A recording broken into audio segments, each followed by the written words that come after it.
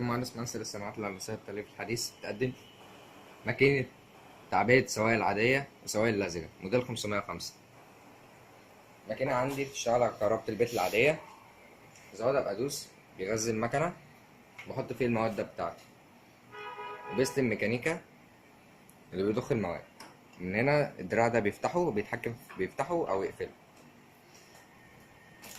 وعندي السخانات، السخان الرأسي والسخان الأفقي. الدراع ده اللي بيتحكم في سحب المواد، سحب الخامة.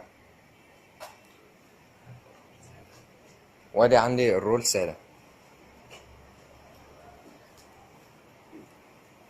عندي السي عدد الأكياس، والال طول الكيس، والاس سرعة المكنة وهي دلوقتي واقفة، والبي فوتوسيل وانا دلوقتي موقفة عشان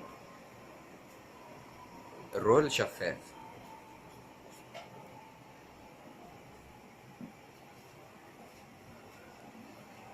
عندي هنا العدادات دي بظبط منها السخانات، اقدر اعليها واوطيها. وعندي هنا زرار الستارت وزرار الاون اوف وزرار الطوارئ عشان لو حصل حاجة للمكنة اقدر اوقفها. هنشغل دلوقتي المكنة غير المواعيد. دلوقتي فتحنا المواد،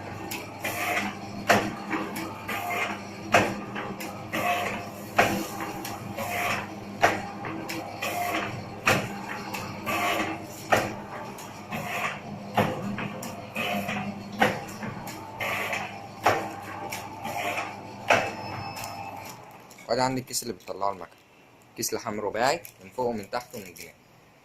ماكينة مقدمة لكم من شركة المهندس منصر للصناعات الهندسية التغليف الحديث.